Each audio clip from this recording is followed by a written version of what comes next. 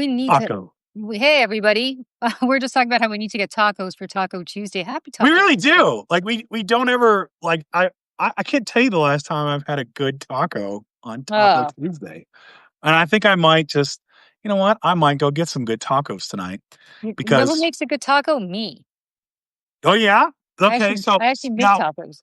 okay, so what kind of tacos do you make? Are they like ground beef? Are they like what? It's So gr- what's your it's gr- it's ground beef. I have this little ingredient thing, like the I don't know the different peppers that you could put in. dig it? Right. And then I personally like it with a lot of hot chili peppers Yes. There we go. You know. and a lot of sour cream and Okay. a lot of cheese, maybe. Yes. Oh, those are Um, awesome. yeah. Those So are amazing. I'm a taco, but I like them spicy. I'm a big spicy food person. Oh, I am too. You know, like I it- it's I will use some kind of heat to get them hotter.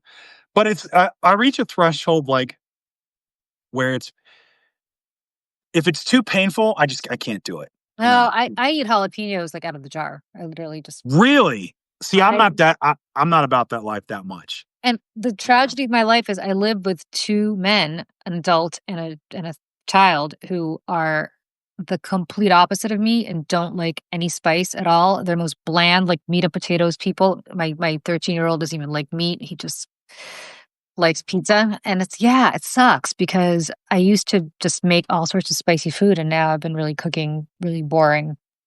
See, that was my mom. Like my mom lived with us for a little while, and I was taking care of her and my sister. She, my sister will eat hot. My mom won't. My mom is just like she's. You know, if you put in like paprika, it's like, is this spice? It's like, no, it's Mhm. just mom. It's paprika. It's like, well, it's you know, it feels spicy. It's seasoning. Yeah. It's My just my seasoning. husband's the same. Paprika goes, no, no, no. But like, and then he'll be like, my stomach hurts. I'm like, come on, this stuff is there's like a whole like take away every kind of like cuisine, and you can't do any of it. Like nothing. That's Like no, like no, no Thai food. No, like it's so boring living with these people in terms of see, food. I will get like Thai hot, you know, and it's funny because you know the place I ordered from is like you know, I said, I'll take Thai hot." And they looked at me and I was like, "Really?" I said, "Yes." And it's all it's to keep me from overeating because Uh, I'll eat half of it and I drink like 4 glasses of that's true. water. I feel like if you eat more Yeah, spicy food, you're not going to eat as much of it because you're kind of get you're full. not. Yeah, that's true. You're just That's like, a really "Whew." good point. I'm like, That's a "Man," but really good point. or if my allergies are acting up, like it is kind of a natural decongestant, but you gotta have it so hot, it makes your nose run. And so there's some So pain involved, I right? used to go. So I used to have a house in the Berkshires, which I don't know if you've ever been to, but it's in Western Massachusetts, and it's like the best. It's my favorite place on earth. Like I love, love, love the Berkshires. Sadly, we no longer have a house there, but I used to go to a restaurant there where they used to have this shrimp thing, like Fra Diavolo shrimp, and it's 1 to 10 in terms of heat. And Yeah. Oh, okay. I used to always, I was like Nigel Tufnell and Spinal Tap. I was like, turn it up to 11. I'm like, I wanted it at 11. And Oh they my god. never believed me. They never believed me. And then the chef, after a while, was like, oh, the crazy girl from New York is here. Okay, we got to make it 11. That's like, I became known as like that crazy chick who like likes it at 11. But yeah. Did you ever watch Spinal Tap? My favorite movie? Yes, it's been a while, but yes, I love I love the comedians that do it, And it's yeah.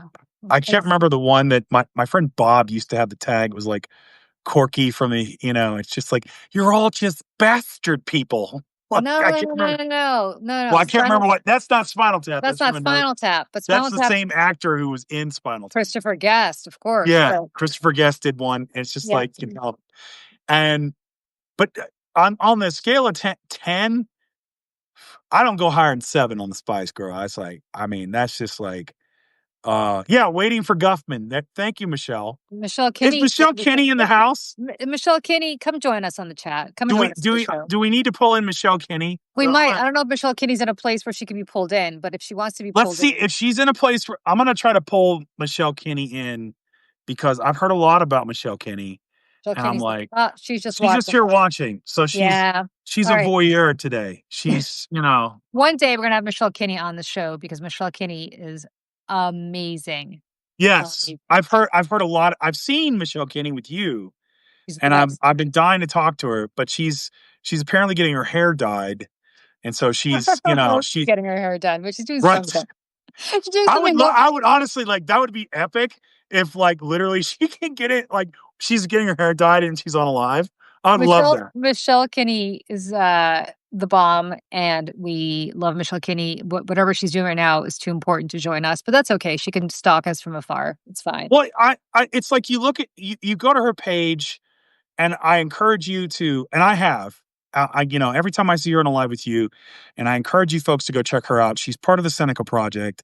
I mean, always has these great commentaries and very smart takes. So pretty much everybody at the Seneca Project, if you are not, if you're not hip to the Seneca Project, you absolutely need to be hip to the Seneca Yeah, Project.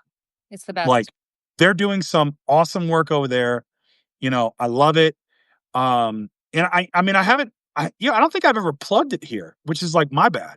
You should, Oh, because the Seneca Project's the best. They're doing incredible yes. work. They are fighting the good fight against, everything that's going on right now, and it's women-led, which I love There because you go, Morgan. it's It it is it is a as wo we like to say, it's not just women, it's Warmers. It's Warmers Project. There's an R in there, because there's so many of them. There's so many good Warmers doing good Warmer work. Well, yeah, no, not that. No, it came out wrong. yeah, but it is awesome. Doing important work that is needed, you know. Yes, Yeah, true, and like true. a good taco, but unfortunately, we have a bad taco running this freaking country. We have a You know, oh, like it's just I we had the red carpet Vladimir Putin, dirty diapers in the beast car so can I meeting in ask you this? Alaska. Can I ask you this? Mm, Because you served in the military, right? yes. Where were you? Which branch? So I was in the Marine Corps. I was in the reserves. I Okay. was a anti-tank assaultman, which means I carried a big boom called the M240 small weapon system. I blew up and I played with C4. So I learned how to blow up hardened targets, you know. So, as a Marine, Yes. how do you feel about the fact that Marines were on their hands and knees in front of the Russia plane that said Russia on it, Vladimir Putin's plane, that and rolling out the red carpet for a genocidal, autocratic maniac, murderer, child kidnapper, castrator of soldiers, wanted criminal. Mm. How do you feel about, I mean, seriously, as a Marine, because to you guys joined the military to fight against this. I assume you joined Yes. the military No, specifically to, I mean, at a base, by the way, I might add, I don't know if people know this, that base in Alaska specifically exists to counter Russia in the yeah, former Soviet, because they're right across the Bering Strait. right. I mean, they're That's right why across the that's Pacific, why but that's why they're there. yeah, So, that's why how do you Vladimir feel about that as a Marine? uh, so rather than launch into like a swear word laced tirade, which I did when we did a 24-hour banner and backbone, Yeah. and we talked about this multiple times. But how I feel about that is there are very few wars in this world where there is a clear contrast between aggressor and defender. When a country and a people who have been oppressed for centuries, like Ukraine, who have suffered from having what a lot of people don't understand is there was a program called Russification that started under Peter the Great, and Russia was trying to wipe out Ukrainian culture. They called it Little Russia. They wiped out the Ukrainian language so much No, so that 19th century poets had to freaking reconstitute that language.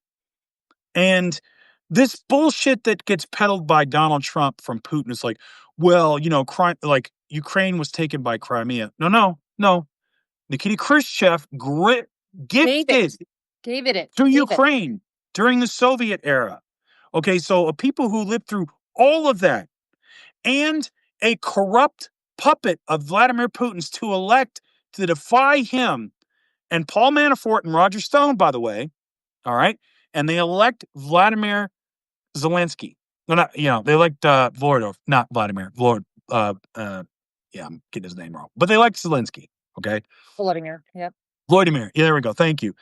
And for these people who are fighting tooth and nail, for people who are being brave to go to work, who are being bombed, school teachers, children, just everyday people, freaking Uber drivers who are worried about drone attacks. And to have the asshole who should be before the Hague, who has done all of these things, kidnapping hundreds of thousands of children to God knows what. And this man is rolling out the red carpet and having Marines tape it down. To me, it's treasonous.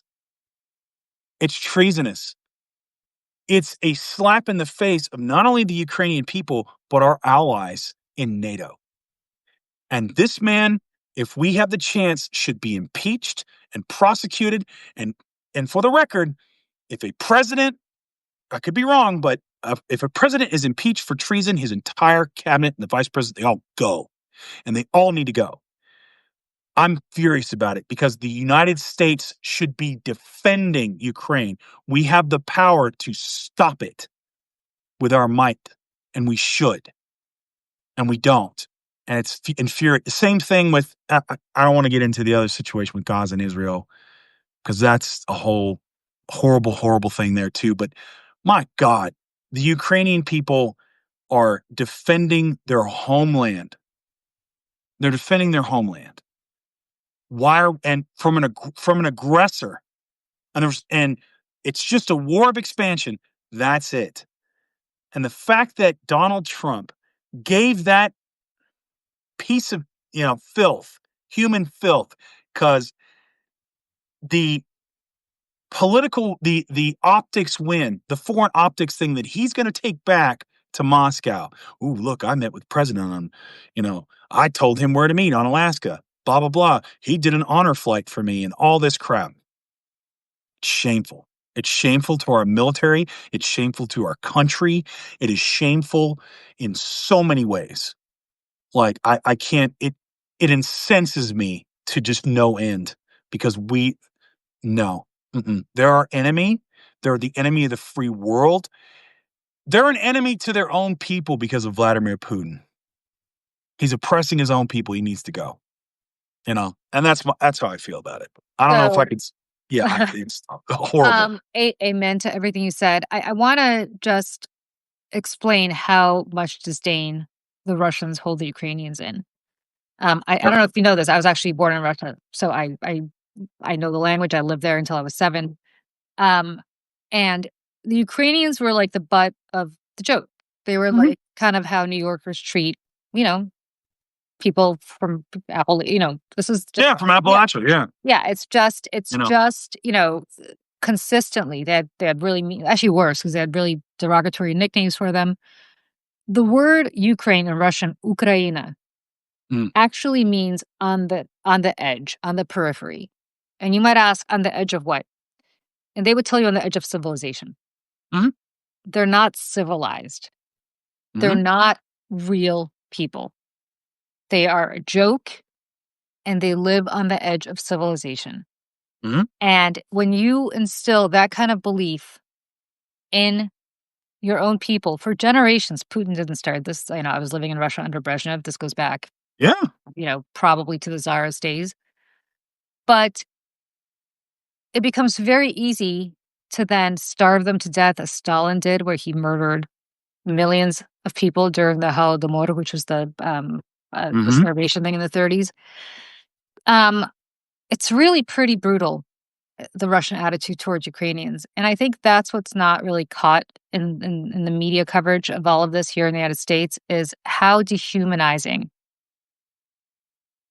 the policy towards Ukraine is, so that it becomes easy to harvest organs from captured Ukrainian soldiers. It becomes easy to castrate them so that they don't procreate again, which is what they do. They literally castrate Ukrainian soldiers and tell them and laugh at them and say, "Now you can't have more Ukrainian children."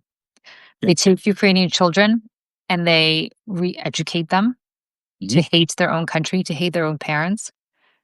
As a mother, just the notion of somebody taking your child and that's it, and adopting them into Russian families, as though your child doesn't exist, as though your family doesn't exist, as though they don't have real parents. I mean, it is I can't even imagine it, honestly, as a mother, I cannot imagine it, and just have the red carpet rolled out for somebody like that is We so infuriating to me, and I cannot imagine being a Marine as you were, and having to get on your hands and knees to tape that shit down for a man who is I don't make Hitler analogies, I really hate those analogies, but he's really on his way. I mean, he's as close to it in the modern era as you can as get. modern era as you can get, and I think if he had the means, he would go further, the way Hitler had the means, and he went further ultimately. He just Or doesn't have the he's Yeah, Stalin. He well, wants he's to be Stalin. Stalin, you know? Yeah, they have rehabilitated Stalin. Stalin now Yep. is the hero who saved Russia from World War II. In fact, Stalin cut a deal with Hitler to cut Mhm. out Poland, so people don't really understand that, but Stalin Yep. was 100% on Hitler's side until Hitler turned on him, so it's not like Stalin was some hero and then was so shocked when the Nazis invaded Russia that he hid for a few days, which is completely catatonic. His own cabinet had to basically get him out of this state of catatonia. Yep. So, you know, it's just it's just amazing, and again, what our military is being forced to do. I mean, to watch those Marines do that with that red carpet, something they did not do for Zelensky, something they did not do for all these NATO leaders Nope. and these European leaders who showed up yesterday. I mean, you're our closest allies, the Prime Minister of the United Kingdom, the President of France, Giorgia Meloni. I was so happy, the leader of Italy, who's basically a fascist. She showed up to get Trump away from Putin. Um, None of them got the red carpet. No. None of them. No. Mm-mm. Um, And good. yeah, I don't know. You and I usually don't do shows like this. We usually talk about other stuff, but I have to say, I wanted to ask you because you did serve in the military, just how you would have felt if you would have been given that order. Like, imagine if you're in Alaska and you're now told, "Hogue, get on your knees. You gotta tamp down the red carpet here." I mean, what do you do? I would have taken them right up. I would have shammed the shit out of that. I would have just been like, I'd be like, nah, my knees hurt. I gotta go to medical. I can't do it. You know, I would have flat out refused. Now, not everybody would have done that because they're just like, oh, it's just another piece of trash that we got to do and blah blah blah. But when I think back to the leaders that we've had or we could have had, I think to how Hillary Clinton would have dealt with this, or how Kamala Harris would have dealt with this, or any other leader that in the long list of presidents that we've had who at a time when they were called upon to stand up and make those difficult decisions. You look at JFK and Bay of Pigs when nuclear war was there, and if he hadn't have been as cool of a head, and a lot of ways JFK was a playboy, right? He wasn't, like it was Camelot. It was kind of the first like sort of PR presidency and everything else, but there were a lot of people that were pushing him to get a strong nuclear response, and he resisted that, and we could have been in another world. He said, "No, no, no," and he stayed the course and was a Yeah, cool head. Trump wouldn't have done that.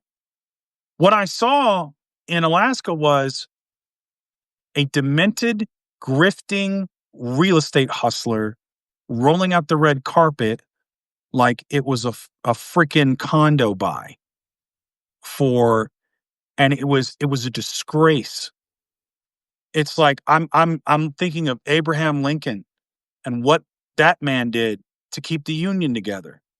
I'm thinking of FDR and Harry Truman.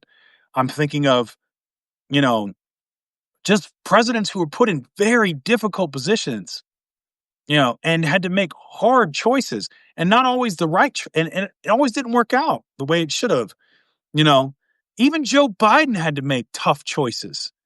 in the State Department, stuff that happened in Israel, trying to get American citizens back, doing the hard work of state, trying to manage the war in Ukraine and how we can get, with an entire party that's pretty much bought and paid for by Russia. And that's, like going to visit them in Moscow on July 4th or whenever, Yeah, this a like lot of that. A lot of people forget that happened. But there was a delegation of Republican senators that went over to visit Moscow. And I look at this and I go,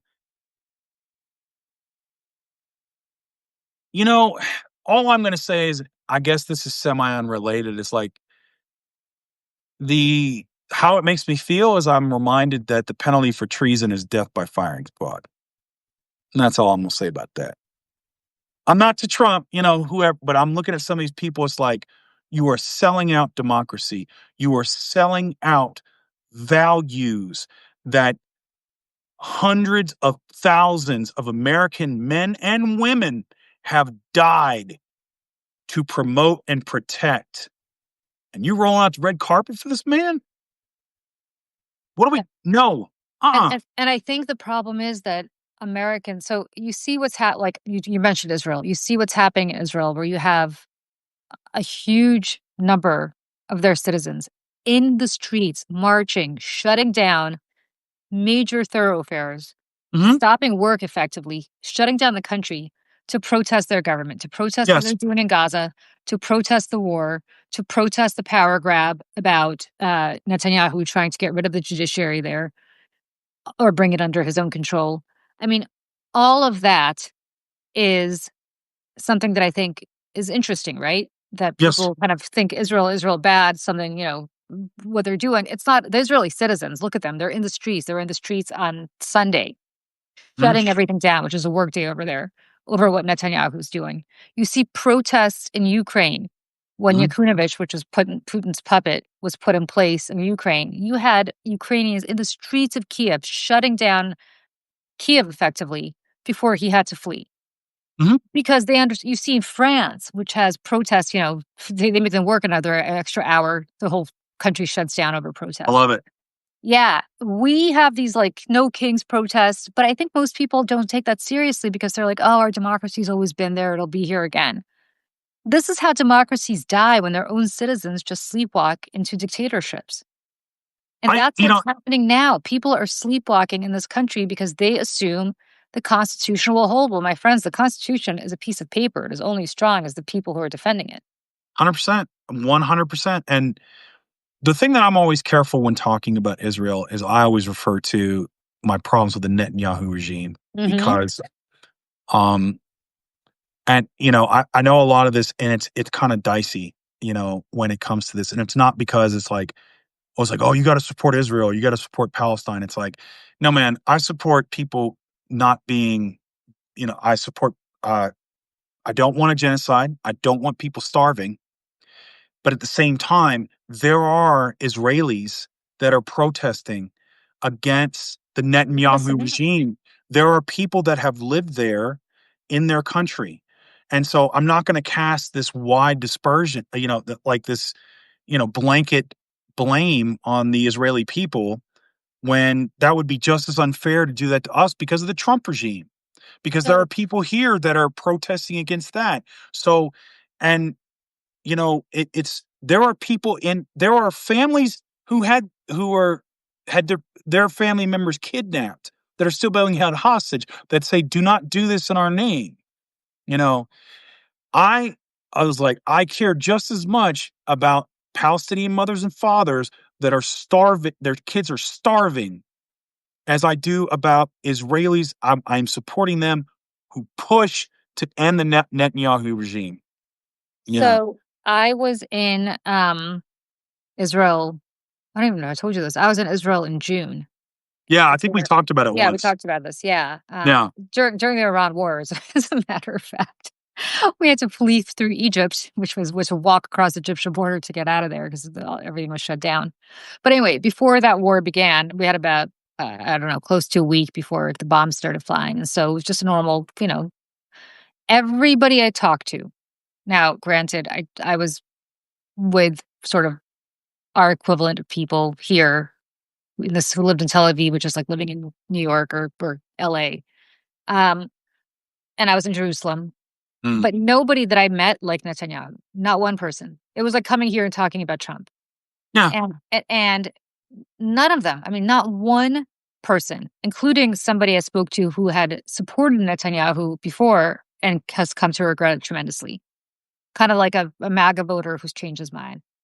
And so I don't like this whole notion of, oh, the Israelis, the Israelis. First of all, it is a deeply traumatized country from October 7th. I don't think people understand. It is as traumatized as I'm It was sure. their 9/11. It was beyond their 9/11 because it killed so many more people than 9/11 did Oh, yeah. Yeah, that's true. comparably, right?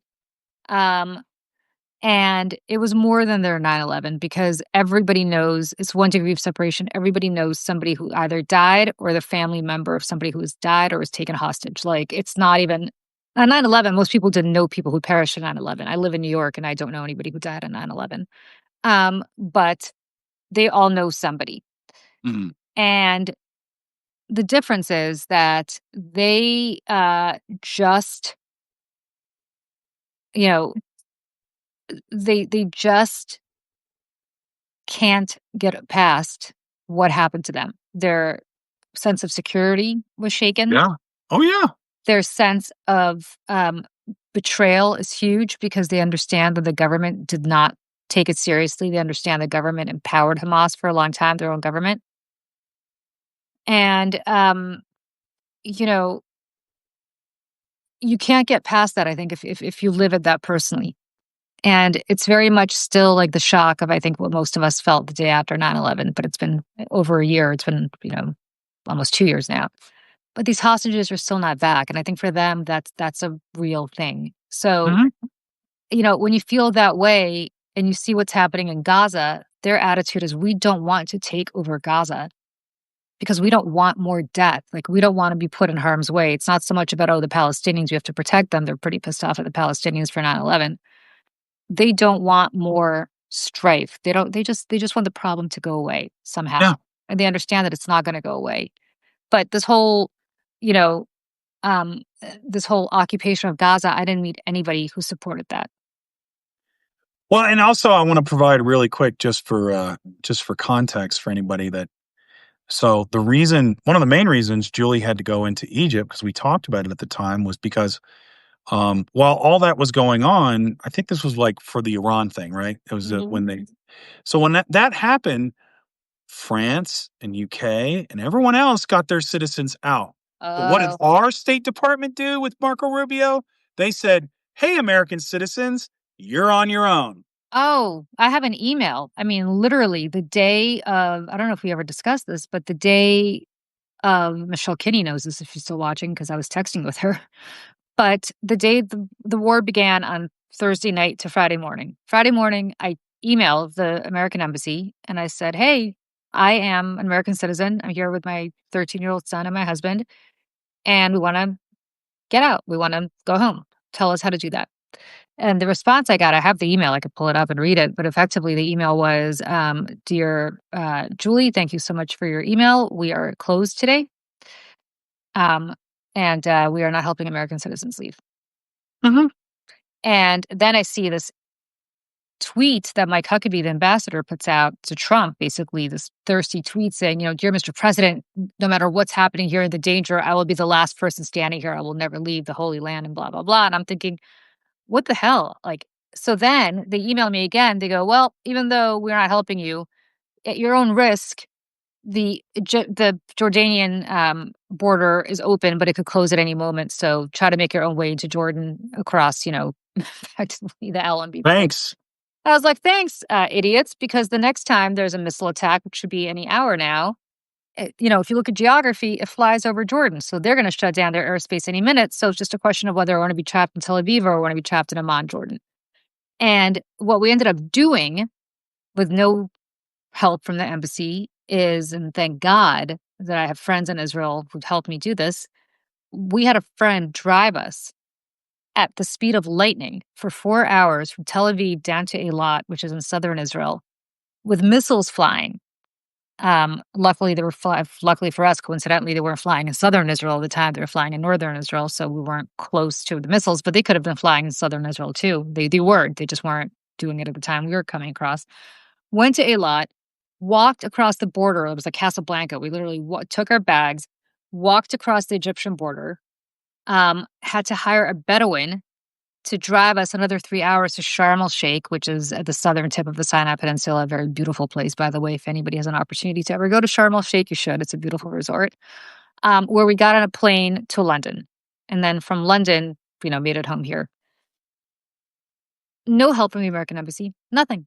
And had we not done that, we would have been trapped there for, I don't know, days, weeks. At one point, we were looking at chartering a boat to take us to Cyprus on a boat. I wanna and I wanna Yeah. make but if you're I wanna make something very clear, unless if you got any more, or I don't wanna step No, on you. no, no, no. I mean, that's the story. I wanna make something very clear. So the Trump administration wants to raise the DoD budget by up to 1 trillion. Right now, we have a Marine Expeditionary Unit in the Mediterranean. It is almost always personally stationed there, and that's because war breaks out in the Middle East or in Northern Africa. That includes a carrier group, that includes destroyers, all kinds of personnel. We have bases in Bahrain, we have them with Saudi Arabia. We have a major Air Force base in Ramstein in Germany, Yep. right? And that's still there in case war breaks out in Europe. It's a throwback to the Soviet era. The fact that during an active war breaking out, that we left American citizens in Tel Aviv and in Israel when we absolutely have the capacity to back them. And these other countries know if they shoot at an American embassy or they get to the shores of the Mediterranean, that they can be evacuated to an aircraft carrier. And these things aren't small, they're literally floating cities. They have McDonald's on them. I'm not even joking. There are McDonald's on aircraft carriers. And the fact that we cannot evacuate American citizens, because we can, to Ramstein Air Force Base to get them home, or to other countries, it's that we didn't, because we can. We didn't because the We've done Trump it before. regime they do not care about us. They don't care. And that is infuriating. That is so freaking infuriating. So I wrote a whole Substack about my experience when I was there. And I suddenly started hearing from random people, American citizens who were also trapped in Israel, who said to me, "Can you help us do what you did?" This one woman, this one woman kept emailing me. She's a single woman traveling in Israel. She was there, I think, just as a tourist, and she was beside herself because she needed to get home. She needed medicine. I guess she brought enough medicine for whatever time she was staying there. She needed access to her medicine, which she didn't have. The embassy was completely non-responsive. It took her several weeks. She finally got to Jordan. She was afraid to get to Jordan by herself because she didn't want to travel to, a foreign country like that by herself. Um, Finally, I guess, I don't know how, hooked up with other Americans to do it after a few weeks, but not because the embassy helped her. No. And to your point, I'm pretty resourceful. If I need to go, I'll go. But not everybody's like that. Not everybody's used to being in foreign countries. Not everybody's used to adjusting. I've been in, zones like that before. So it's not I kind of know what to do. But uh, if you're just a normal American citizen who's visiting there and on tourist, stuff. And then the part that killed me is I heard from all of these like progressives on Blue Sky who are like, well, what are you doing going to Israel and supporting them when they're committing genocide? I'm like, I was there for my son's bar mitzvah. And he got bar mitzvah at the Western Wall. Like, I'm sorry that the Western Wall has stood for thousands of years in a country that you don't like at the moment. But that's the holiest place in my religion, and we decided to do it there. And randomly ran into Scott Jennings, my husband did at the Western Wall while I was there. Talk about a fucking nightmare. I've never been so happy that they segregate men and women at the Western Wall so I couldn't see them. But yeah. And now you basically metaphorically pants him on CNN, when he makes Oh, his well, no. I mean, jackass. I continue to pants him before that and after that on CNN. My husband goes up to him and goes, "Oh, hey Scott, I'm Julie Regan's husband," and he's like, "Oh, my friend," and he's like, "What are you doing here?" And he's like, "Julie's over there," and I think Scott just ran away. But yeah, um, this Well, this is smart women have that effect on this guys is like the same smart Scott Jennings Scott who said Jennings. he doesn't know who I am the other week, and I was like, "Really, buddy? If you weren't such an asshole, I would have taken you with us to Egypt, but instead you got trapped in Israel for a few extra days because you Aw. weren't real nice." Yeah. But anyway, so yeah, But and this is also another thing that rarely gets talked about because the loss of American prestige and soft power. A lot of people, even billionaires, they don't understand how much they benefited from that when they went overseas. That there were consequences. Like it happened, but there's consequences to kidnapping Americans. There were consequences to, if you are in a shooting war and and a missile starts heading towards the American embassy, it's like, oh shit, like the Americans are going to kick your ass. So it's yeah, like, so there is this umbrella of protection that Americans absolutely, where we would go into these countries that we had no bit as tourists, had no business going into. But it's like you hand them that American passport and they're like, ooh, okay. Hmm. And now, because of Trump and his chicanery and his BS, that umbrella is starting to fit, it's starting to tatter, it's starting to rip apart, because of crap like this, where the American embassy used to be able to say, listen, y'all want to have your shooting war? That's fine. We're getting Americans out.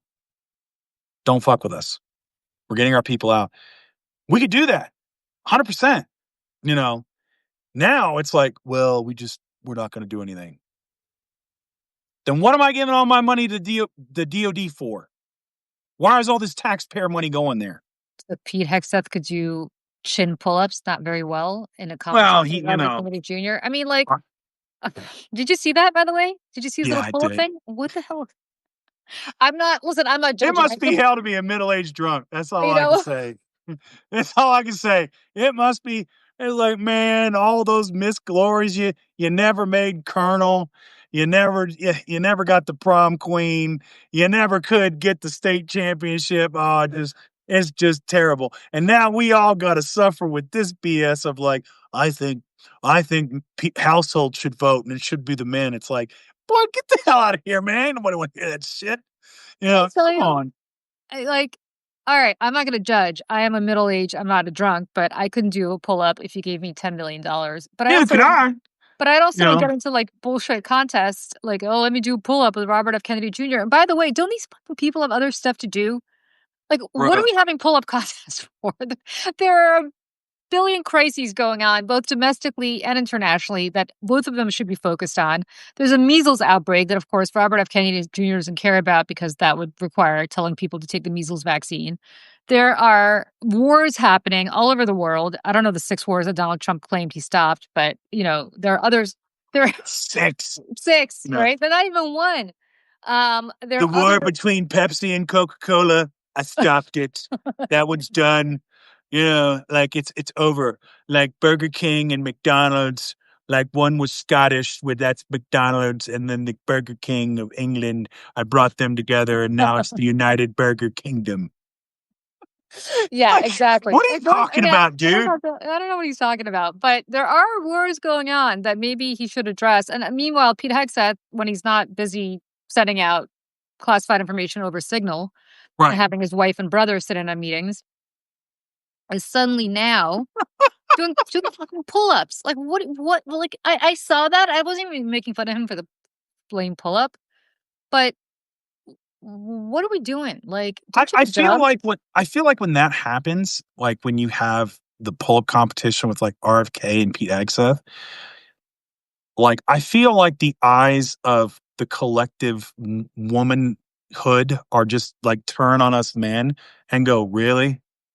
Really? And then now I'm just making excuses. I'm like, man, I didn't tell him to do this shit. It's like I They're like, and where they're like, Like if just it's you're just a white guy who's part of that whole, manosphere no, I feel like patriarchy. it's like you get that. You know how you get the side eye when you do something. It's like you forgot. Like you going to the potluck, and you was the one supposed to bring the potato salad out. That your wife made, and all of a sudden it's just like it's and you forgot it, and you have that little argument before you get into the backyard. And you got to go up to the host and be like, "Yeah, I'm sorry, man. Like, we forgot it." And the whole time and then, of course, they're like, that's fine." And your wife's glaring at you like, "It ain't fine. It ain't fine." Like, that's how I feel like, This sounds like a very specific thing that happened to you. listen, we all make mistakes, and I can't be.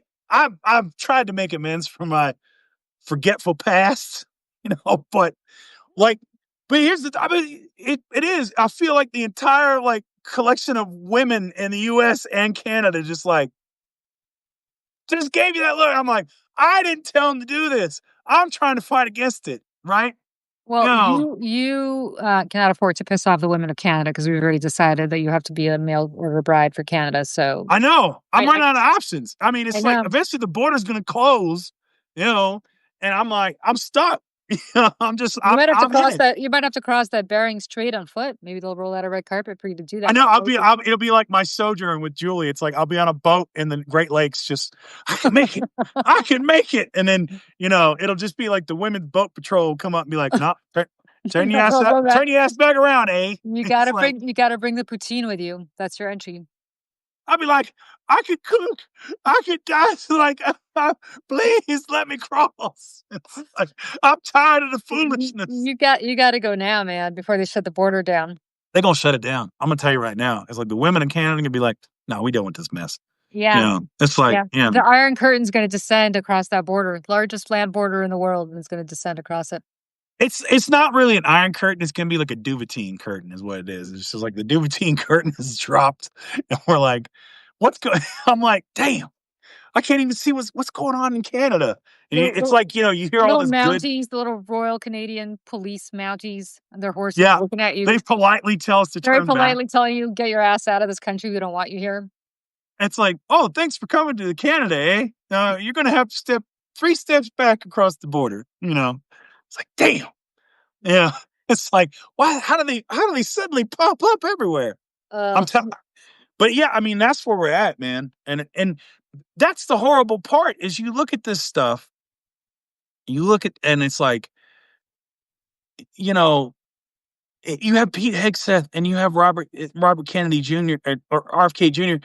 and you're just like, dude, like there's men that strive to be like this. yeah, Why? yeah. Why?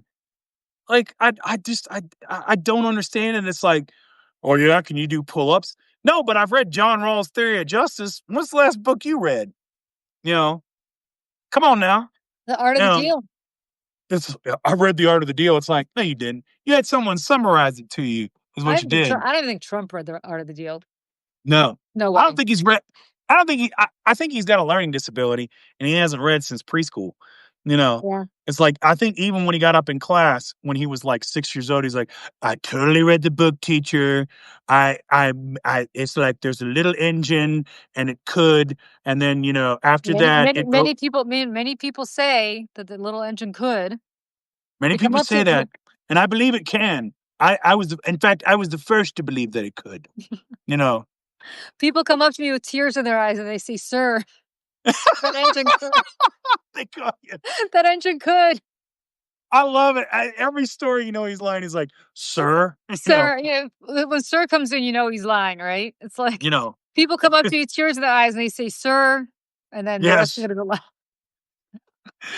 Oh, let's. Michelle Kinney can join the chat. Why don't we invite Michelle Kinney We're in? gonna bring in Michelle Kinney. We love Michelle Kinney. We do. And I'm gonna see. Like, I'm gonna make sure that it's the right Michelle. You know, it's N KIN. Ney. There he is.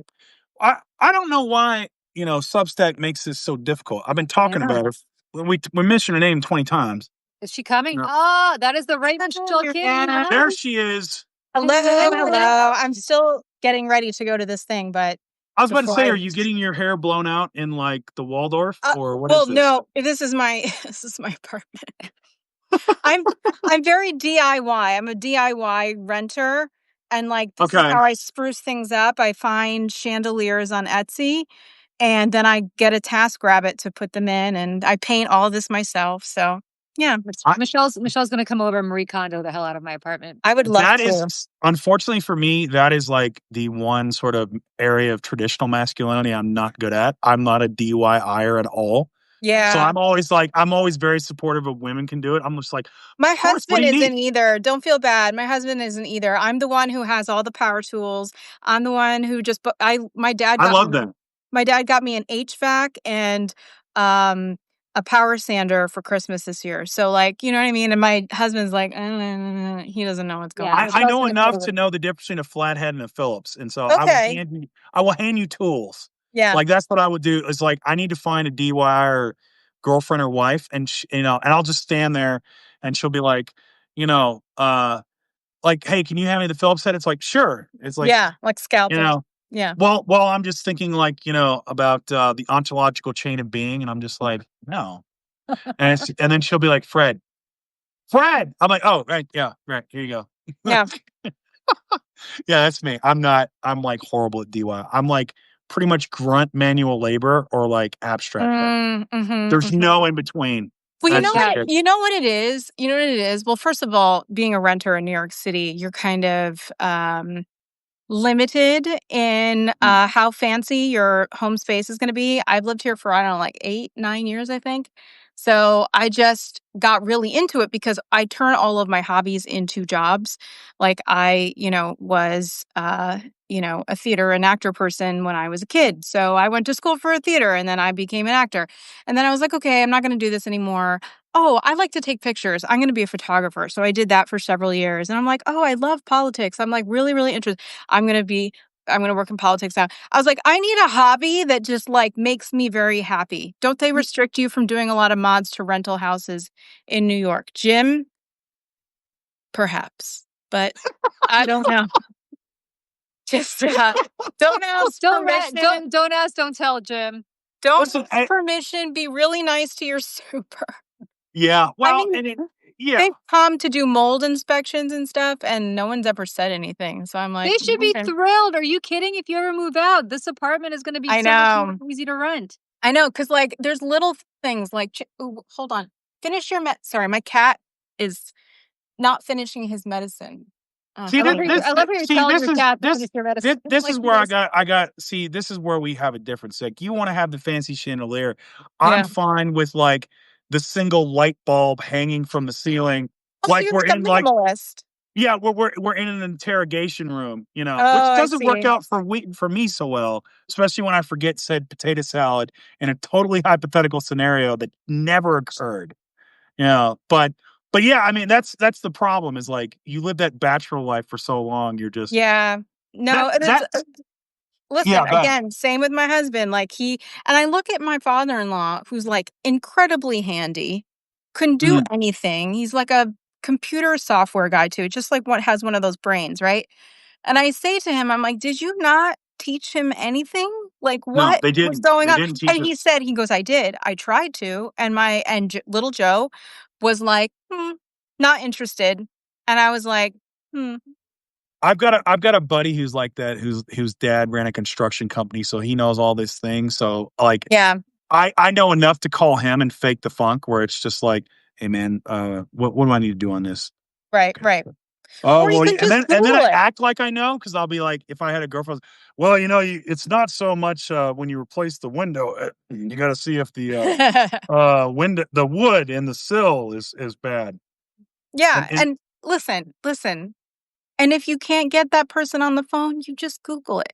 You just YouTube it. That's how I know how to do most things. I'm like, how hard can it be?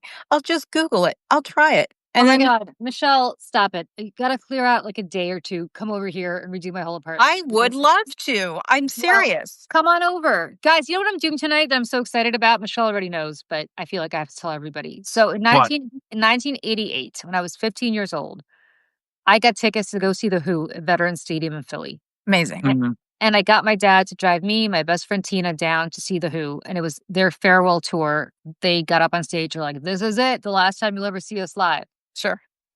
Tonight, I'm going to see The Who's other farewell concert. Nice. Nice.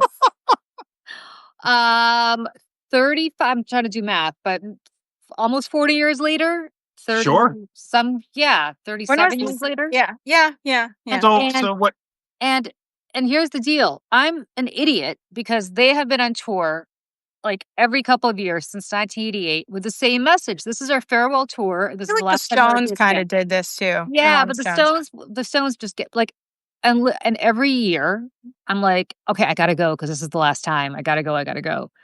And finally, my husband is like, I'm not going with you anymore. You're an idiot because they're always on tour. And like, that's it. So I have groomed my son, who's 13, to be into The Who purely so I can see this Yes. concert. Wow. So he and I are going out to New Jersey, which is not particularly convenient, to go But see. that's so sweet. You're going with him. I love that. I know. Well, I know. is it though? I mean, she just admitted she groomed him into I like. know. I fucking brainwashed him. I brainwashed You him. know. But you know what? I mean, I don't know about you guys, but the house that I grew up in, I still listen to all the music. Like my Same. parents are in their mid-70s. We listen to everything from the Rolling Stones to the Beach Boys. I mean, and that's everything. I mean, I feel like I trained my ear for music based on what my parents were always playing. And, I think it's great. My first concert was Beach Boys, and I went with my mom and dad. Oh, that's awesome. Yeah. My first concert was Madonna Like a Virgin. I feel like though, Julie, you're not really. I don't think you're being very consistent in your principles here by doing this because, Why?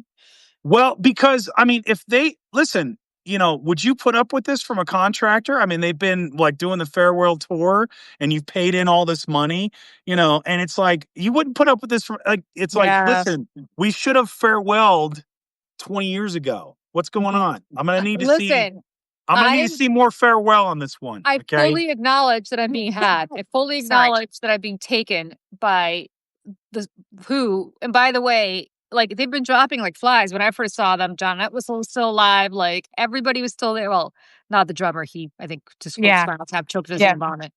But the others were still alive. And now it's Pete Townsend and Roger Daltrey, who apparently, according to a review that our friend Tara sent me yesterday, Tara Setmayer, the voice isn't quite as good as it was. Well, your vocal cords. Your vocal cords tend quite to a go. beating. Right. And I'm so excited. I can't take it because I love The Who so much. Oh, wait. Sorry, Therese, you're an SU drama department alum? Same Z's. Amazing. There you go. Sorry, keep going. Love it. And yeah, and like I told my son, because the last time we went, he's like, "This is so loud," because he was 10. So he was like, "This is so loud. We got to go." We left early. I was really pissed off. I'm like, "We are not leaving early this time. I don't care if your eardrums are bleeding." So yes, this might be child abuse. Do you guys wear ear protection when you go or no? No. Come on. I'm waiting to be a rocker. All right. I think Julie's ready to. So, like, you need to come hang out with us when I go to DC because we go to like metal concerts. War. Oh. Oh no, I've been to a Gore concert actually in Charlotte, North Carolina. The last one I went to was Armand Amoth, who does like Viking themed stuff. But the best time I had was at a Danzig concert in Philly. And so we were in the concert, we're down in the pit, right? And we're kind of hanging back and enjoying things. And we're talking to a woman. She was here with her 21-year-old son, which was like bigger and like stouter than me, dressed in the full Misfits regalia, long black hair. And so this guy he's bumping into us, right? And this is what I love about Philly. So she looks at the guy, she goes, "You all right?" And he says, "Huh?" She's like, "Are you good?" He's like, "You don't have a problem, right?" And he's like, "No, I'm good." He's like, "Okay. Just want to make sure you don't have a problem." And he's like, "No, I'm good." And we'd been talking to her and she looks back at us as soon as he turns off. She goes, "Something jumps off. You got my back, right?" I was like, "Of course." So I was like, I'm about to get in a fight for some woman I just started having a conversation with 30 minutes ago. But now that I hear how you treat your son who you've groomed and make his No, and that's let his probably not the ears right word bleed. to I'm I like, know, it's like you know groom what? kind of has like a very That's negative probably not the right word to sense. use. I was like, Julie is gonna have that energy like my man Sergeant Blitnikoff had when we was in the reserves, and he said, "You know what? Here's the rule." He said, "When you see the other group fighting, you don't punch the guy who's running his mouth, right? What you want to do is you want to get on top of that dude's shoulder and hit the guy behind him who's just like, yeah, because he's gonna run away, and you need to make sure he gets his before he gets out of there." And that's Julie. I can see Julie just jumping up and boom, throwing the first punch. There it is. You know, she's just like, the Who's got me because the Who's got her all wound up from like I'm taking all this so money. excited, you guys. I I'm can't like, wait to see you it. have energy that is coming. Because, I mean, listen, I see Julie many Like every times a day. week, Yes. like every day. And Yeah. there's often a somber, aura. And listen, we all have it. We all have it. We all have it. Right. But today, there is like sunshine and rainbows that are coming out know. of your eyeballs. I know. I haven't It's been this very excited nice. since Joe Biden was president. I think. Yeah. Yeah. Oh wow. Yeah. Yeah. Well, Very what's been excited. going on since Joe Biden was president? Is there anything that like No, nothing really Nothing. happening. Yeah. Nothing Nothing else. happening. But yes, I'm super psyched. And I don't care if I have a little 13-year-old date who's not psyched. My husband literally laughs at me. He's like, I cannot believe you're spending yet more. And it's like hundreds of dollars. It's not even Oh, like Yeah, but yeah, if it's you so enjoy it, like who expensive. cares? Like if you enjoy it, like, what's up? I mean, That's my thing. It's like, all of Yeah. these things are luxury items. Sorry, my cat is eating everything but his pill. So I Yes. have to like watch him. Um I went to go see one of my favorite bands. They're called Lawrence. It's a brother and sister, like that whole like horn section. They're amazing. And I sat in the second row at Radio City, and was it a pretty penny? Yes, it was. But like these are the things that make me very happy, and I will spend my money on it. I know. So Yeah. you know what I mean? Like Yes. if it brings you joy, especially in times like these, Oh you yeah. know, it's I like you know. have And to. then they're playing Fenway next week in Boston. I'm going to be up in Boston, and I'm going to be with a bunch of. Michelle knows this. I don't think you'd be able to handle like a night at Fenway. But I But- used to live right behind. oh, that's Fenway. right. That's right. Yeah, I went to school in Boston. I lived right behind Yeah. Fenway. As a Yankee fan, that was really painful. I went to see Yeah. a Springsteen concert in Fenway. This is how effed up Boston fans are. I saw a Springsteen concert at Fenway, and literally the minute that he took a breath in between songs, the entire stadium erupts in Yankee suck over and over again. I'm like, what? Grow up. Grow up. Grow up. Like, what is your problem? Do you think the Like, this Yankee is why- New Yorkers don't care about you? We the don't way you care. We don't care. If you're You know in what? Boston- Yeah, but why are you guys so upset about the truth being told? I don't understand it. Excuse me. Oh yeah. I Wow. went there. What are you Yeah. doing? That scene in what's Mad what's your Men. baseball team? It's like I'll the scene have in you know, it Yeah. is the Washington Nationals, madam. Oh, it used to be the Expos.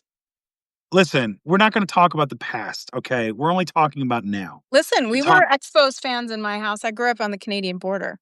Oh, there you go. So Yeah. again, we'll talk about the past if it helps me out, but if it doesn't, let's stay in the present. It's like Why are you a Washington fan? That's a random place. Like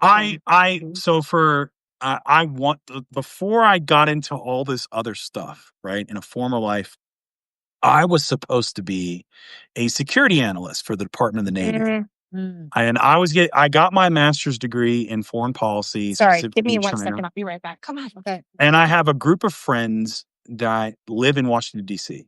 And I would go up, and part of going up there was, we'd go to Nationals games. And the stadium's phenomenal. You get like right off at the Navy Yard. Boom. Yeah. And it's a great stadium. That is true. It was when Bryce Harper was there, and they were just about to become a really good team. And it was like they had this kind of scrappy underdog thing about them. And I didn't really have a baseball team, so I was like, I loved going up there. I was like, I'm gonna be a Nationals fan. Like, heck yeah! Like because I wasn't a Braves fan. Like pretty much in East Tennessee, everybody's a Braves fan because Atlanta's the closest place you go. And I just Really? wasn't a Brave. Yeah, I wasn't a Braves fan. How far is that? That's a long drive.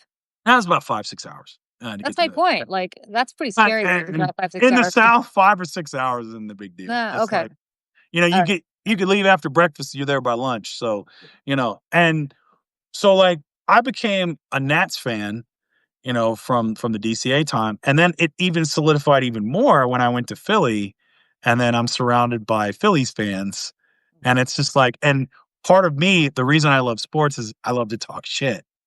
So that's why it's just, like I take every opportunity that I can do that, and I love, and so I was in Philly, and it's like a local town. So I'm in like 200 managers, most of these people I work for American Airlines. Most of them are from Philly, and they're talking about the Eagles and this and that. And I get up and I start, I was like, "Hey, I'm Frederick Program from DCA, da da da da."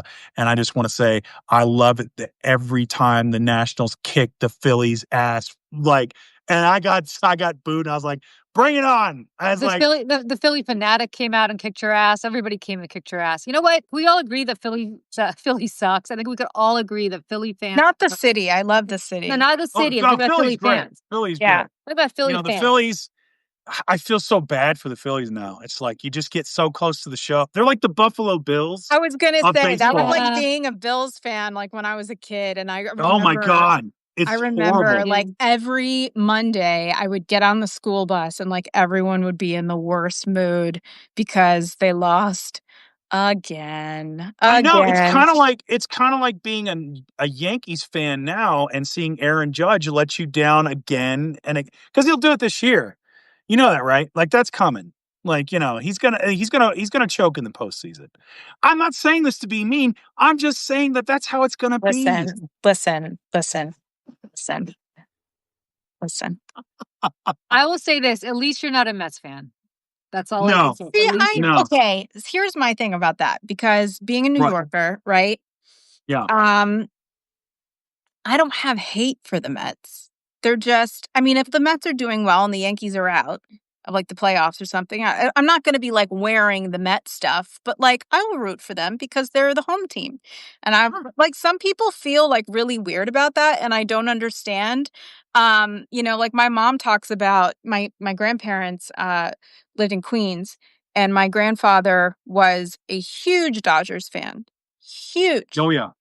And like it broke his heart. Broke his heart when they left. And so, he's like refused to support any New York sports after that, wouldn't do it. But, we don't have that anymore. So I feel like the Yankees are like the old timey team, but like Mets, but the City Field is so nice. City Field has a better ballpark, I think. It does. It does. Absolutely. It's much more welcoming. Yeah. And like when you go in and it's like, meet the Mets. Oh, it's like so great. It's like happy. And you go into Yankee Stadium and they're kind of like, oh, are you poor? You sit there. Are you poor? You can't go over there. Yeah, Yankee Stadium, the new Yankee Stadium is you're absolutely right. It's become like a total class thing as opposed to the old Yankee Stadium. Well, it's because of Steinbrenner, and I mean, look, Yeah. Old Yankee Stadium is great. I'm just shocked that it's like, you would think, some wonderful ladies from the Seneca Project, just when it comes to their sports teams, would not support fascism. Well, that's what the Yankees are. I mean, that's what they are. I'm just saying, I mean. All right. Wow. All right. This is why I love sports. I love talking shit. Wow. Well, I mean, I'll say this: the way you feel, Michelle, about the Mets is the way I feel about Boston. I don't have any animosity for. All right. Well, why would you hate Boston? I mean, I'm not from New England, which is where you guys are, right? I mean, isn't that the same state? No, Boston, we're not from New New York. England. It's like the same town. Isn't that a suburb of like? You guys are like sister cities or something. You're not Boston since like 2010. You're not going to offend us by saying that because we don't care, but you are I know. a lot of people from Boston if they're watching. Oh, yeah. So I know. I love the city. The city of Boston, again, is beautiful. Historic. It's the fans that really. I had a really terrible ex-boyfriend who was a Boston Red Sox fan, so there's that. So I will always root against them for him. But also, it's like the fans are so Like, I'm like, stop. Like, again, to your point, like, we don't think about you. Like, We don't we don't think think about about It's that scene in Mad Men where what's his face gets on and he's like, I Yeah. feel bad for you. And Don Draper's like, I don't think about you at all. Like, Yeah. and that's how I feel about it. Like, we haven't won a World Series since 2009. Fine. But you know what? I can get on the D train or whatever, and I can be there in 30 minutes, and it's great. And it's, it's right up the And way. that is awesome. I mean, considering the fact that the Nationals have, so you're saying the Nationals have won one before you guys have? Yeah. Oh, when did you guys win a World Series? It was like 2019. We won one pre-pandemic. Nationals won. Oh, Oh, yeah. really? I don't remember. Yeah. Yeah, okay. Yeah. You know who else is So- a Nationals fan? Is Chuck Todd.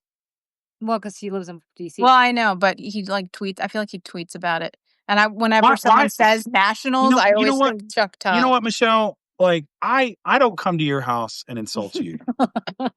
Why do you come on Listen, my Donald live? Trump is a Yankees fan. If it makes you feel any And worse. so is Rudy. I used to go to. So I had this. Speaking of God. ex-boyfriends, I Yeah, had that's this terrible. boyfriend. I had this boyfriend who worked for a pharmaceutical company, which will remain nameless because I don't know that they would appreciate that we use their tickets all the time, but we use their tickets all the time.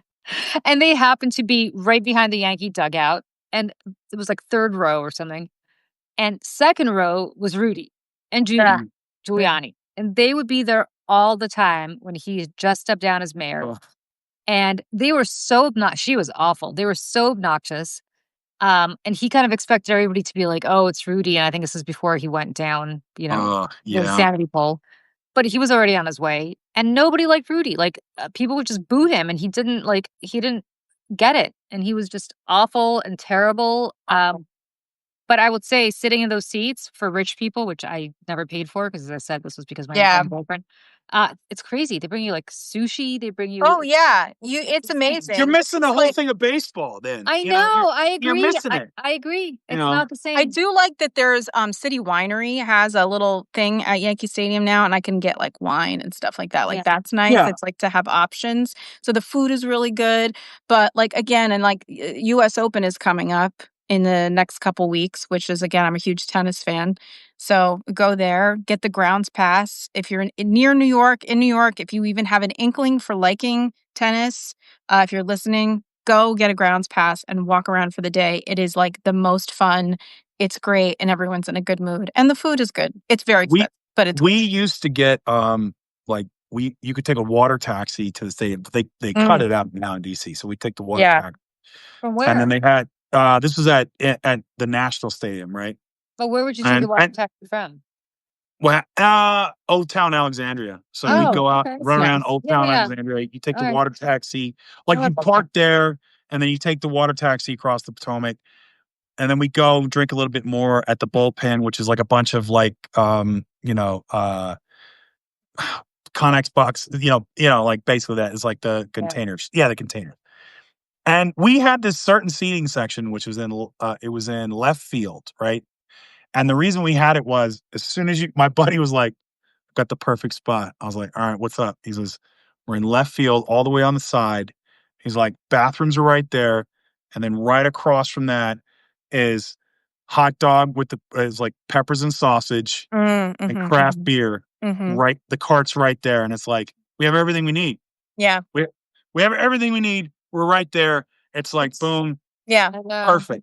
Yeah. And it's like, so we had a routine when I would come into town. It's just, and I remember it was funny because I was at work on a Thursday, and this is why I used to love being in aviation. So I'm at Philly. It was my Friday, and my buddy hits me up, and he's like, dude, I got an extra ticket to Nats opening day. I was like, yeah? I said, he goes, it's too bad you're not here. I was like, check the flights. I go, stop. I'll be there. I said, I'll be there by the bottom of the fourth. That's a fan. That's And he a goes, fan. and he's like, really? I said, yeah, send me the ticket. I'll be there by the bottom of the fourth. I got there by the top of the fourth. Nice. Because when you go to DCA, all you do is you walk out of the terminal, you get on the metro. It's 2 stops into the district, the Naval Yard. You literally get off, go up the escalator. You're right there at the stadium. Yeah. I was like, boom. Yeah. I was there for opening. I was like, but now I'm not that cool anymore. Now I'm like, I got to buy tickets and then go like, I know, right? Am I It's in tough boarding up group though. 3 or am I in boarding group 4? I know. It sucks. It's Well, terrible. guys, I have to be somewhere on the east side at 5 o'clock. I have not even started to put makeup on my face. I wish I could say who I'm going to meet.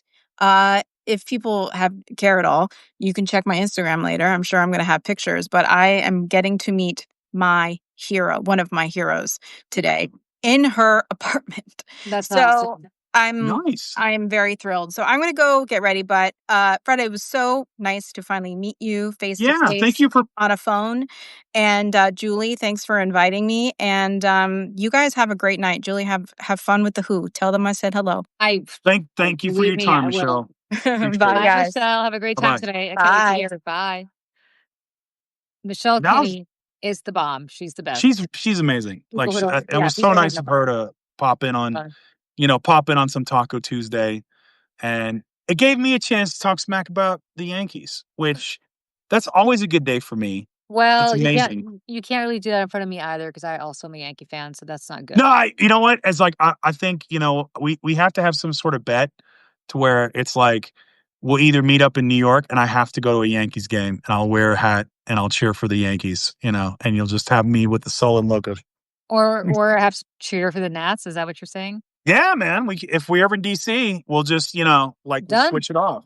Done. Because I've been meaning to get back up to New York. I've got friends that live in the city, Battery Park specifically. So on Manhattan. So I've been meaning Morgan, to go. Morgan, thank you for your message. I'm very happy to talk about my refusing story, but I don't know. We're kind of going overtime We're here. going long, but I mean, I always Yeah. go long. So it's up to you if you want to go long. 2 seconds on my refusing story. My grandparents raised me. I was born in 1973. I lived with my grandparents in Moscow until 1980, and we got permission to leave, my parents and I. My grandparents applied for the same permission to leave. They were denied, very similar to what the Soviet regime did. They would separate families on purpose.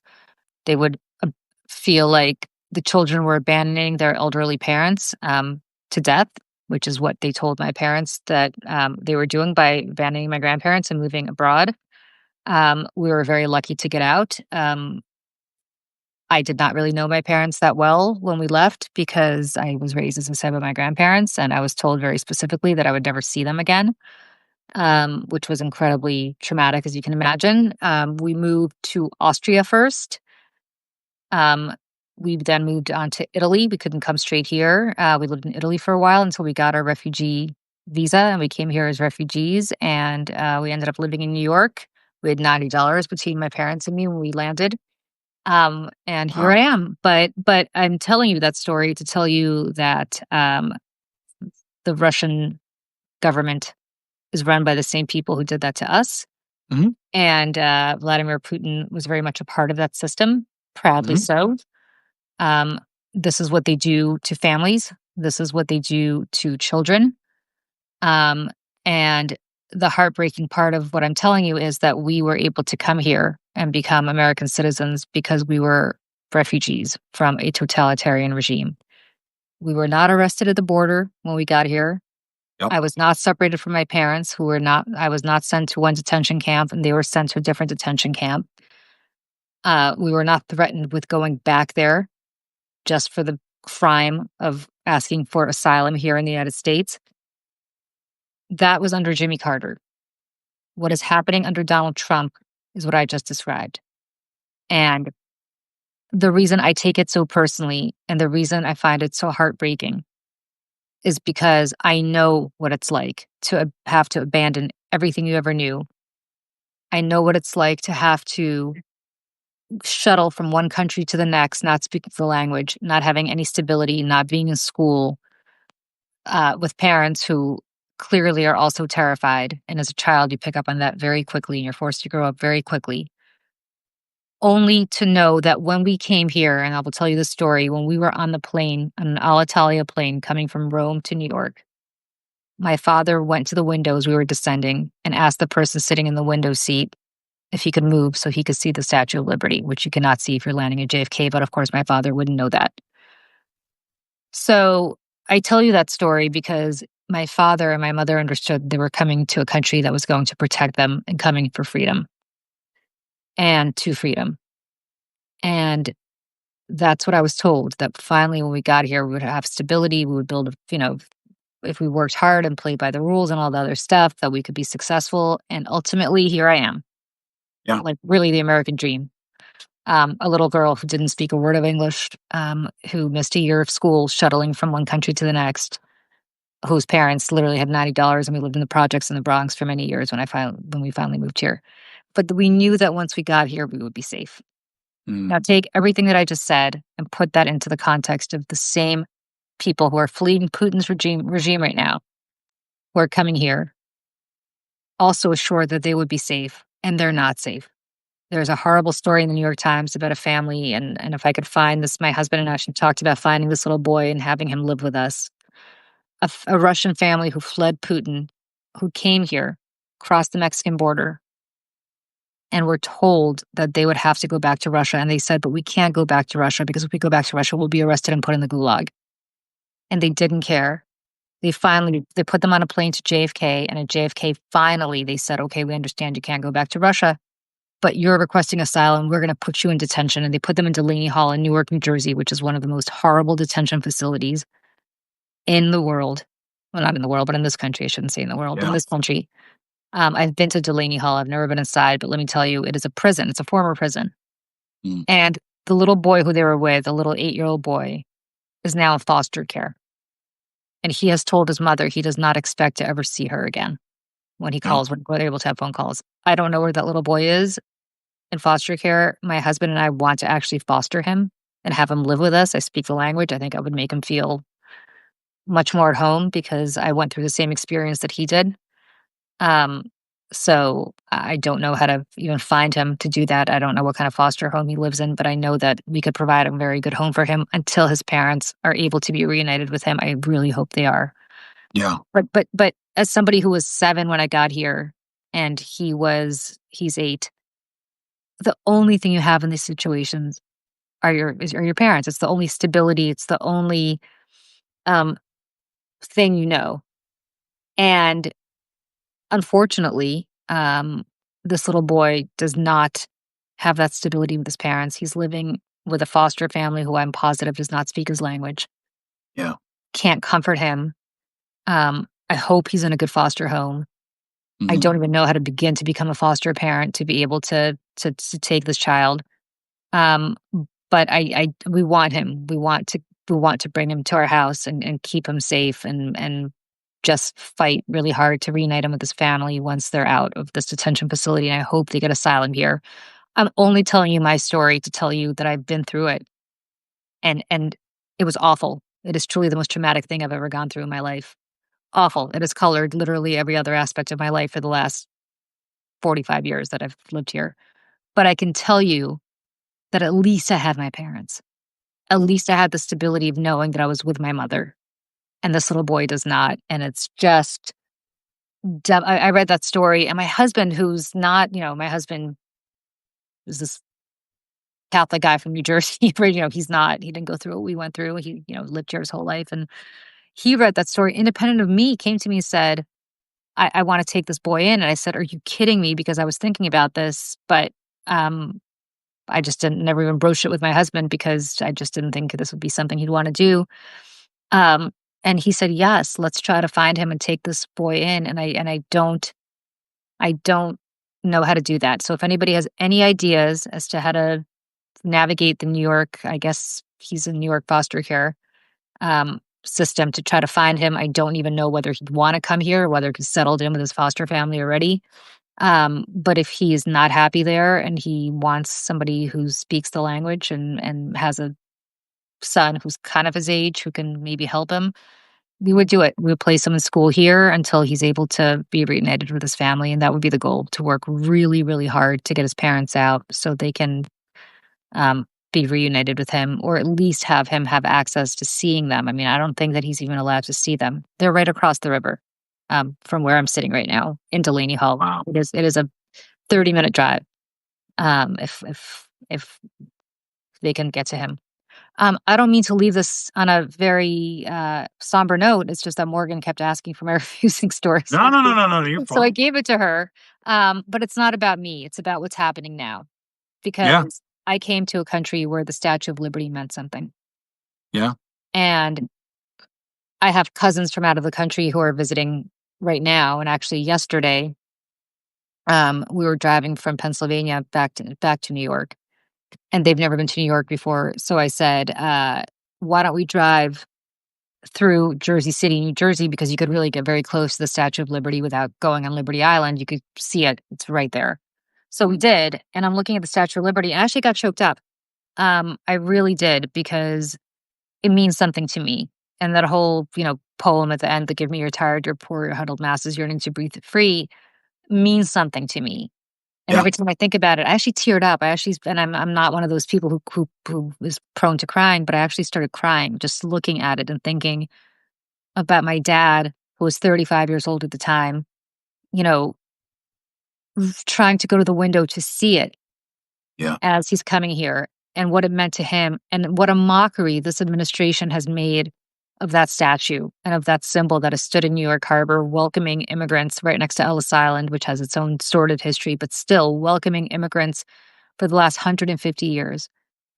And what a symbol it is, and how the French gave it to us because we were once the country that welcomed those huddled masses. It wasn't give me your golden visas who can afford to pay $5 million, or your, people who could work in the tech industry. It was literally the wretched refuse of your teeming shores, which is what I was, which is what these people are who are coming here. And it's just not happening. And it's just a mockery. And if there's any reason to hate everything this guy has done to our country, it's that. It's when you look at the president of the United States and what he has done to that statue and what it means. And just as I keep saying, what a mockery that statue is now to what our experiences are today, it's just devastating to me. It's just awful. Awful, awful, awful. yeah. So, No, I mean, yeah. if you got the time, I mean, like, my family weren't immigrants. My grandparents were. I'm sorry, my great grandparents were on my mother's side. They came from Germany through Chicago. Hmm. They had to leave. They eventually moved to Colorado, but they had to leave Colorado because of the KKK, because they were German Catholic. So then they went back to Illinois, and Yeah. then eventually they were, when the KKK was kind of kicked out in the 30s, then they came back.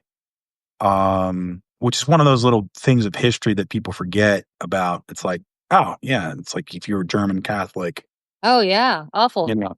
Yeah. And I had an unusual childhood because my dad did pretty well in federal service. He was director of labor force management.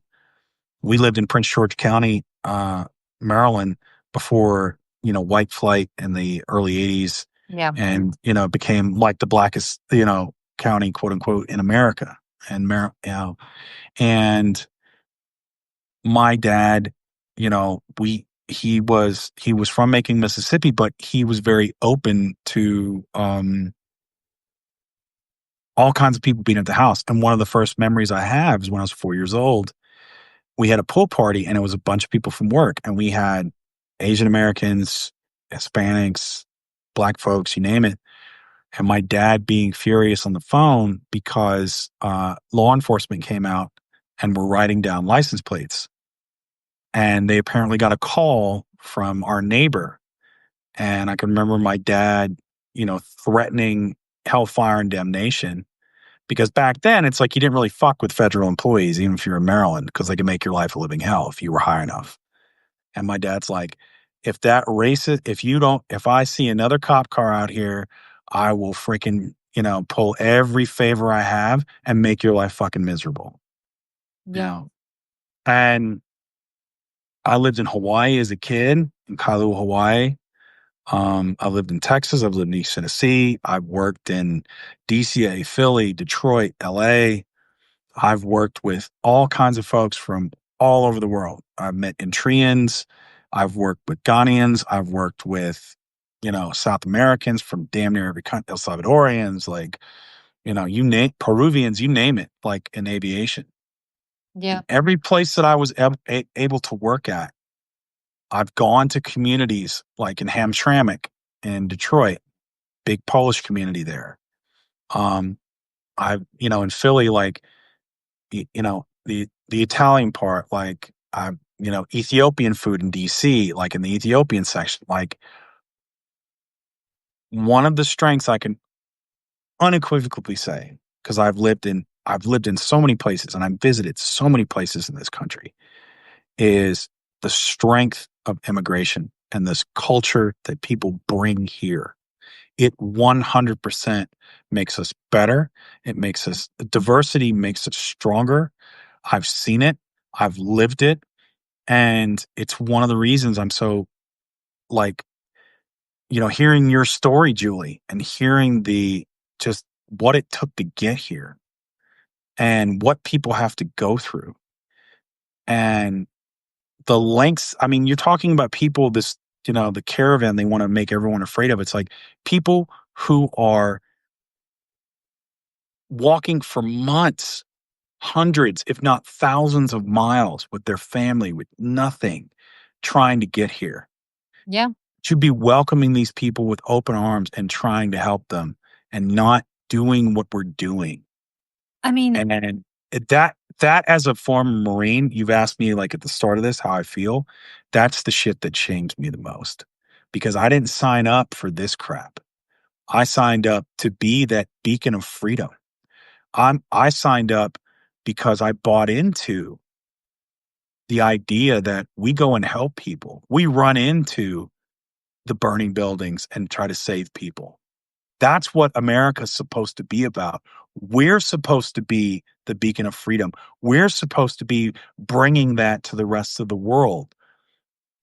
And I mean, yeah, that's naive, but I still that's what I want my country to be. I don't want to oppress people. I don't want to oppress little girls. I don't want to oppress trans folks or, gay folks or, people that are different skin tone than me or speak a different language or have it. No, I want to give them the opportunity to thrive so we can all become better. That's what I signed up for. That's what it means to be an American. You know, and the fact that we've moved away from that is the most heartbreaking thing that there is for me. You know, is that little boy his parents shouldn't be in some detention center. They I should have mean, their what are we son. doing? What are we doing? I mean, think about it. Like, what are we doing? These people are not criminals. They came here because they're fleeing a Yeah. despotic authoritarian regime in the same way that my parents and I did. Why are you imprisoning them? Why are you separating them from their families and from their children? And by the way, under law, they have the right to come here and request asylum. Why are you doing this to them? Why are you threatening to send? I mean, they came with the worst part of this is that if you read this New York Times story, and I urge everybody else to do it. I can't remember what it's called, but it was maybe a week ago that it was published. Um, they came with another family, a dad and a little boy who's I think Mm. about 13 or 14. The reason the mom wasn't with the dad and the boy is because the mom is already in prison in Russia for protesting against Putin. And they came here and they asked for asylum and they immediately tried to put the dad and the boy onto a plane to send them back to Moscow. And the father pitched a fit and said, "We cannot go back. We cannot go back because if we go back, we will be in prison. I will be separated from my son. He will be put in some Russian re-education camp and I will be in the gulag. You cannot send us." And he pitched such a fit that apparently they said, "Okay, fine." They still separated him from his son and they put him in some other facility. And I don't know whether that boy I think is also somewhere in New York, in some foster care. So my point is, what are we doing? Where are And these people supposed to go? I mean, and what? this reminds me of the Jews who fled the Holocaust and the St. Louis Yes. was turned away, right? Like we're Yeah. sending people to their certain death. And what pains me is because I've lived my whole life around government employees, service personnel. I know yeah, there's lazy ones just like in anyone else, and there's bad people, but for the most part, these people, they do it because they believe in it. Yeah. And I want to live in a country that when they have the father and the son come over and they say, why is your mother over there? She was protesting Putin. It's like, okay, let's put the State Department on it and get your mother over here. Let's try to lean on them and get the mother over here too. Yeah. You know, and I know there are good people that are like, I'm here for this fight. Like, I'm here to do this work. And I don't understand, and I don't care if you come from, Rwanda. I don't care if you come from freaking South America. I don't care. It's like we and we can be the beacon of freedom for the world, not just for immigrants, but it's like the poor boy in Oswald County, the poor folks in Kentucky. We can get them an education. We can get them fed. We can get them medical care. We can get them housing. We can do all these things because, God, man, we're America. And as long as we say, it's like, well, billionaires don't have to have all the money. We can spread it out. And it's like, you're still going to be the richest among us, but we can do all this good work too that needs doing. Yeah, and the part that kills me, and I will say this, like, we were on food assistance, we were on food stamps when we came here. Of course we were. We had no money. Right. And yes, the United States taxpayer paid for us to eat. And I'm deeply, deeply, deeply grateful, and I always will be. But I will tell you, I have repaid that Yeah. in multiples, right? And the amount of Mhm. taxes that I've since paid, and the amount of jobs that I've created in my life, and the amount of money that I've contributed to the United States Treasury. And that's Yeah. the case for most immigrants, right? They don't Yep. come here and get on the dole and stay on the dole. They come here, and if they need help, they get it with the understanding that you're paying it forward. And that's exactly what happened in my life. Whatever couple of months of food assistance we got, believe me, I've paid that in taxes times a zillion. And so has somebody like Sergey Brin, who runs Google, founded Google, and so have so many people who've come here. All uh, those you know, all those Haitian immigrants that Donald Trump, yeah, JD Vance maligned, that lived in Springfield, Ohio, whose mayor defended them, who have created a community and created businesses, like Hispanic communities in the South, where these small towns would utterly collapse yeah, without them, who aren't getting assistance, who aren't getting benefits, who are paying into the economy, who are now being rounded up by ICE. And these MAGA people who are feeling the effects of it going, oh, we made a mistake. It's like, yeah, no kidding, because they were part of your community. And you let these assholes, these fascists lie to you and say, well, we don't need them. But you do. And it's that's what that's what needs to stop, because you're ripping our country apart, and it's going to affect all of us. And it's yeah, not the kind of country I want to live in. I, at all. And most people I know don't want to live in that country, but there's a choice to be made now. Is yeah, like, we can't keep going on this way. We can't, yeah. because it's going to lead to horrible outcomes. And I don't want, and so now we don't want to be like, we read this in a history book 30 years later, and then it's like, oh, why didn't they do anything? You know, that's why we're on here now. That's why we're talking to you folks. That's why we're doing this stuff. Yeah.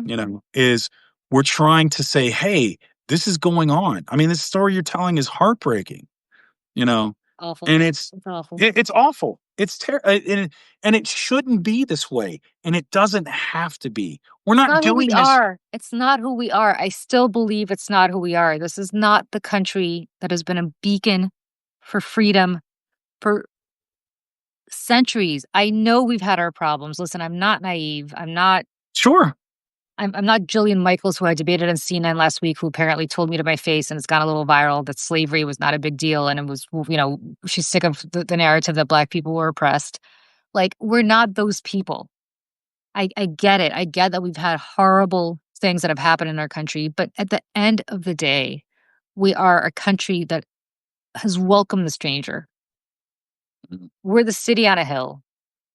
And, I'm not Christian, but if you read the Sermon on the Mount, We have Mhm. been we've tried to be that country for all the evangelicals watching who, wanna have a theocracy in this country.